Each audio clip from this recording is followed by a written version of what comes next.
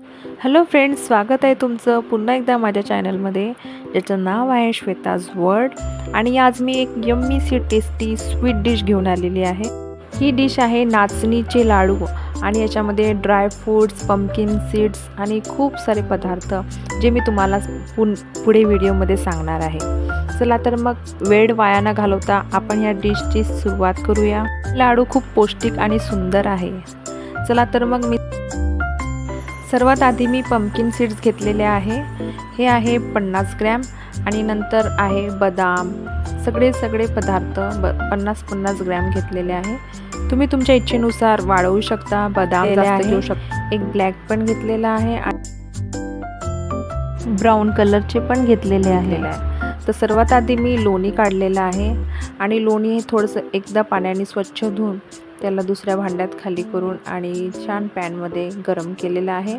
आणि ते कढवळल्यानंतर थोडंसं थंड होऊ दिलं. नंतर मी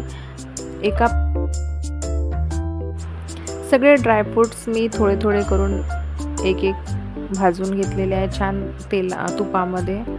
आणि तुपामध्ये छान हलक्या आचेवर भाजल्यानंतर दुसऱ्या भांड्यात नाचणीचे पीठ घेतलेले आहे आणि त्याला छान मळून घेतलेलं आहे.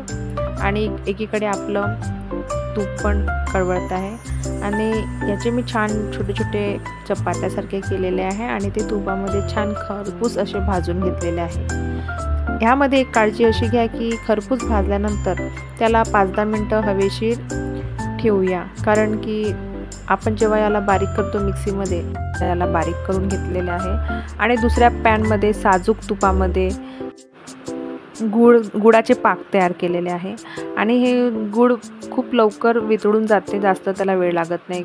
मला कमीत कमी 3 मिनटं लागले, 3 ते 4 मिनटं. आणि 3 ते 4 मिनटं गरम होईपर्यंत मी एकीकडे ड्रायफ्रूट्स बारीक करून घेतलेले आहे. त्यामध्ये पंपकिन सीड्स बाजूला काढलेले आहे.